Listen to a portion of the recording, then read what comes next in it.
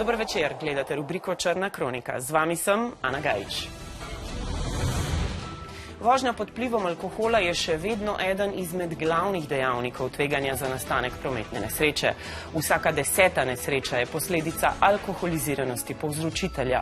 Več kot tretjina voznikov, ki povzročijo smrtno nesrečo, vozi pijanih.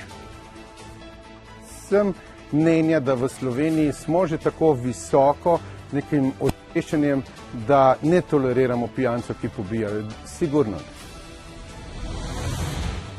Pitje alkohola med mladostniki v Sloveniji ostaja nad mednarodnim povprečjem.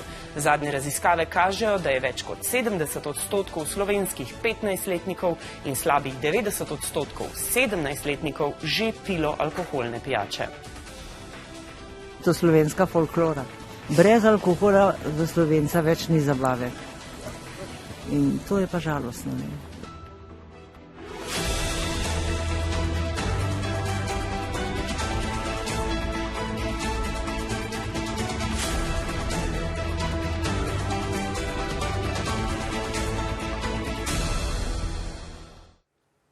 Dober večer. Pred vrati je začetek martinovanj, obdobje, ko imamo več časa za druženje, pa tudi več priložnosti za popivanje.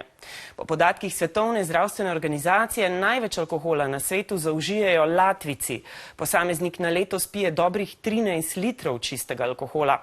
Slovenci z dobrimi 12 litri popitega čistega alkohola na prebivalca ne zaostajamo veliko, kar nas uvršča med tako imenovane mokre družbe.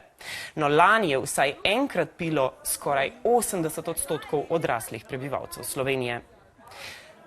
Ni jih malo, ki opiti sedejo tudi za volan.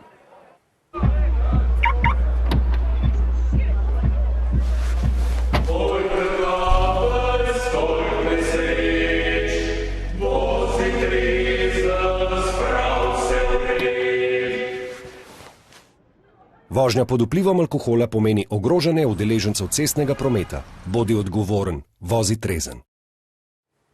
Alkohol je v slovenski družbi večkrat predstavljen kot lepilo za druženje. Od mnogih priložnostih pa je celo v spredju dogajanja. Samo letos je zaradi pijanih voznikov na cestah umrlo 17 ljudi. Ja, alkohol pa avto napaša tako, da si jih verjetno ena. Kaj pa bolj to počnemo? Ja, ker sta verjetno malo trapast.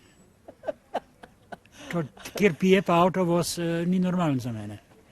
Pa ne vsi, večinoma smo disciplinirani. Vsega pijemo, ampak ne takrat. Tako vsak zase pije. Pač jaz rečem, da ne bom pila, če upoštevajo to. Upoštevajo, če silijo, pač je tako vsak zase ve, koliko mora spiti, pa koliko ne. Drugače pa načeloma v moji družbi tiska voz ne pije. Tako da imamo mi to vse porihtan, tako da tega se striktno držimo, ali pa se z njem ne pelemo. To se še to tež naredila. Pivo popila, pa sem še avto vozila, ampak samo eno pivo. Alkohol 0,0 je nemogoče. Žal smo pa Slovenci nagnjeni k temu, pijejo, če so veseli, pa če so žalostni, pa če so srečni, pa če so zaskrbljeni. Ni priložnosti, da se ne bi pilo. To je pa žalostno. No, poglejmo še nekaj konkretnih številk. Po podatkih Ministrstva za zdravje je v Sloveniji približno 200 tisoč alkoholikov. Slovenija ima vsako leto za približno 150 milijonov evrov neposrednih izdatkov zaradi zdravljenja posledic. Če bi upoštevali še stroške prometnih nesreč z udeležbo alkoholiziranih voznikov in druge stroške, bi ti zrasli na vrtoglavih 228 milijonov. Na drugi strani pa so trošarine na alkohol teh država pobere le okoli 100 milijonov evrov na leto. Pod črto to pomeni, da smo kot družba zaradi alkohola v globokem bilančnem minusu.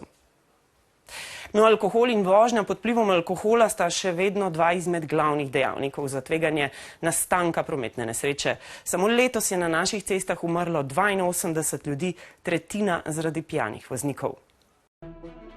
Približno 10% povzročiteljev vseh prometnih nesreč je pod vplivom alkohola. Če pa pogledamo pri smrtnih prometnih nesrečah, torej tistih z res najhujšimi posledicami, je pa teh več kot 30%. Ki mislijo, da se takrat seveda super meni ne vem kaj in potem pride posledica in potem seveda se kaj kmalu ta človek spremeni celo zelo uspešno v žrtev v slovenskem prostoru. Vse je bogi, ker se vsak identificira z njim, a ne, se to lahko tudi meni zgodilo. Zelo napačno.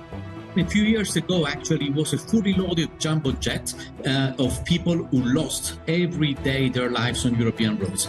The situation has slightly improved over the years. Now it's not a fully loaded jumbo jet, it's a half-loaded jumbo jet. It's actually more than 50 people a day losing their lives. But just imagine, you take a little plane with 50 people inside, and every single day one of these planes has an accident and crashes, and there are no survivors. Nekje povprečna stopnja alkoholiziranost slovenskih povzročiteljev prometnih nesreč je 1,4 promile. To je ogromno, torej to je skoraj 3-krat več, kot je zakonsko dovoljena meja za običajne voznike, recimo B kategorije. Če so še pred desetletjem statistike kazale, da so krivci predvsem neodgovorni mladi, zdaj pijani sedajo za volan predvsem starejši. Najbolj pogosti povzročitelji prometnih nesreč pod vplivom alkohola so nekje v starosti od 25. do 45. leta.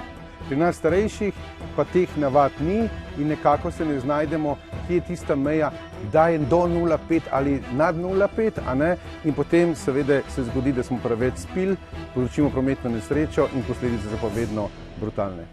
Večna dilema o tem, ali so kazni dovolj visoke, stroko delijo. Vsi pa so mnenja, da je potreben pogostejši policijski nadzor, predvsem pa učinkovitejše sankcioniranje tako imenovanih povratnikov.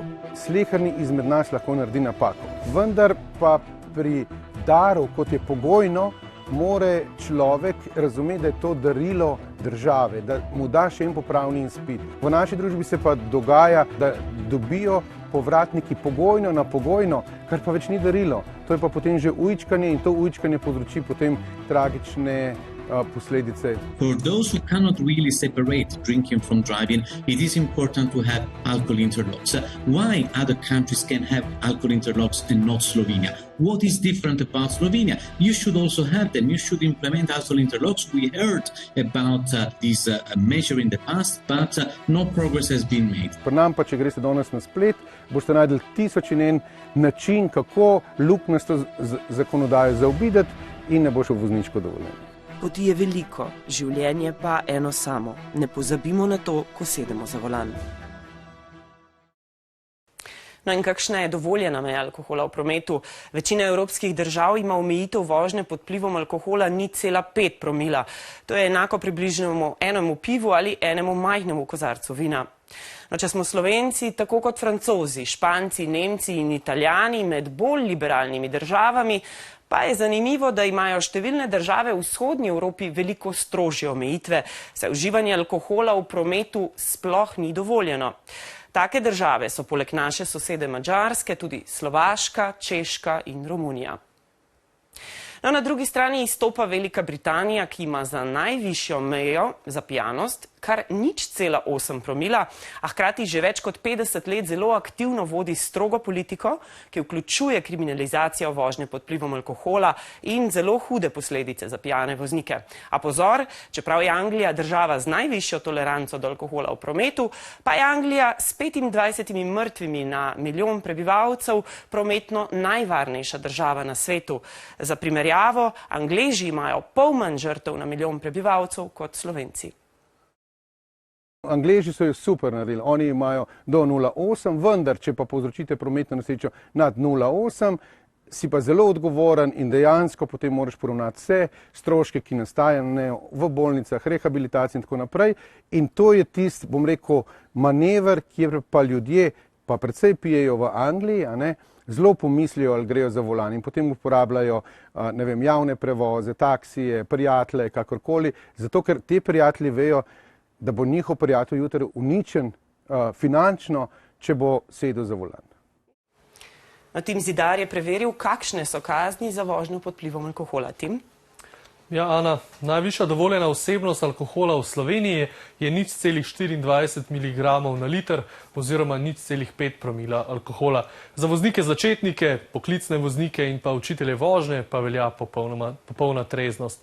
Prekršek do vključno 0,5 grama alkohola na kilogram krvi ali pa 0,24 mg na liter izdihanega zraka in znaki motenj v vedenju, to pomeni globo 300 evrov in pa 4 kazenske točke. No, več kot 0,5 pa do vključno 0,80 gramov alkohola na kilogram krvi, no ali pa 0,24 do vključno 0,38 mg alkohola v litru izdihanega zraka, to predstavlja globo 600 evrov in pa 8 kazenskih točk.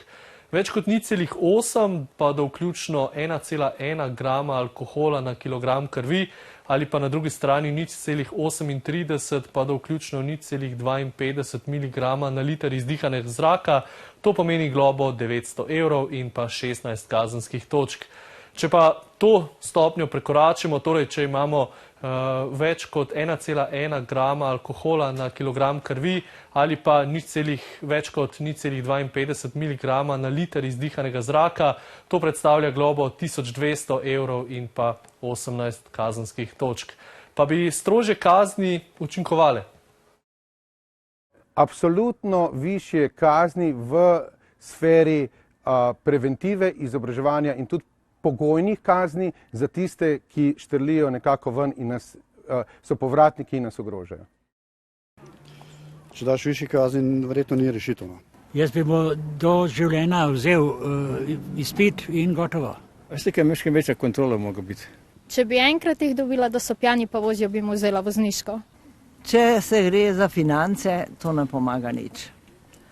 Ampak da se pa vzame dovoljenje in da ne sme nič več voziti, to bi bilo pa pametno. Ne voziti več. Si nevaren. No, ali lahko z visokimi kaznimi gradimo prometno varnost, pa sprašujem prvega prometnega policista Ivana Kapuna. Dober večer. Dober večer. Torej, kako je smiselno z zviševanjem kazni? Če pogledamo na primer Anglije, ki ima najvišjo stopnjo dovoljenega alkohola v krvi in je pa prometno po drugi strani najvarnejša. Pomemben je sistem, kako se država loteva te problematike. In pri nas je teoretično sistem postavljen zelo v redu, globe so visoke, plus tega pa v ozadju imamo razne delavnice in pa seveda druge varnostne ukrepe, ki nekako bi naj preprečevale vožnjo pod vplivom alkohola. Seveda je pa pomembno, da v tem sistemu vsak opravi svoje delo tako, kot je potrebno. In seveda v preteklosti so se v Sloveniji pojavljale recimo kupovanje različnih potrdil, ki so bila potrebna za podaljšanje oziroma za to, da se je udeleženec oziroma kršitelj izognil od prenehanja veljavnosti vozniškega dovoljenja.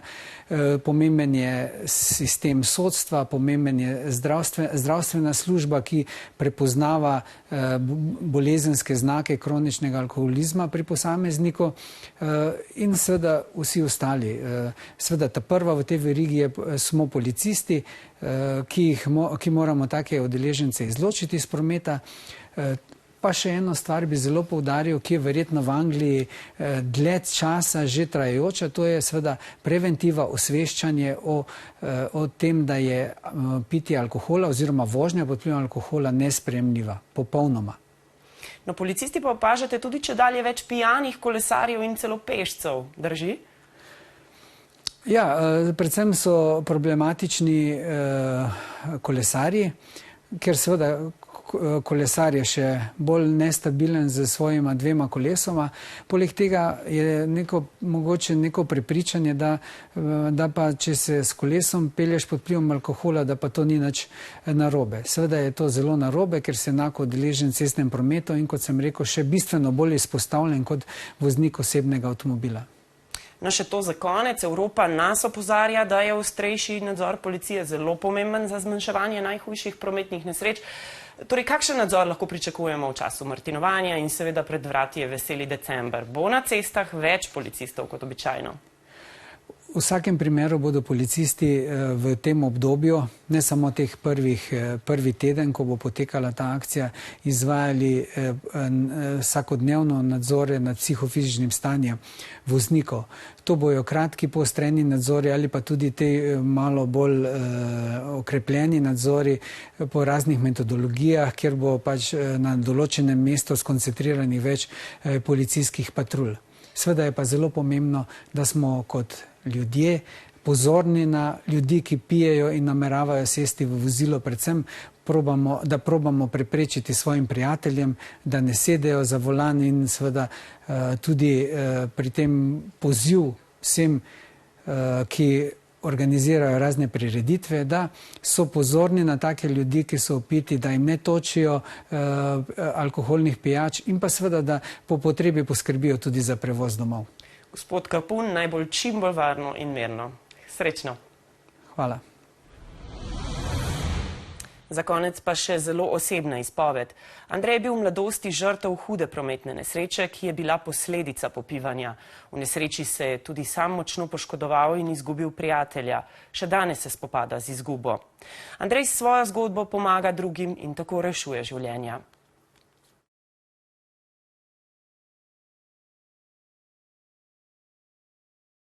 Ko se bo vsi zavolali, ne grejo zbrani, brez alkohola, pa ne previdni na cestah, ker življenje je samo eno in edino. In zavedi se tega, kolikor zgubiš kaj takega, kolikor sem jaz ali pa še marsikakšen, to ni več življenje. Res zbrani bote in previdni na cestah, alkohol pa stop. Tudi trezno se daš prijeti. Če si pa alkoholizirajo stanjo, pa vprašanje, če priješ daleč. Lahko danes priješ, jutri pa ne. Kadar smo na cesti, ne pijemo alkohola. To je najmanj, kar lahko naredimo. Hvala, da ste bili z nami. Bodite hvaležni za vse, kar imate danes. Sledi Magnet, ostanite v naši družbi.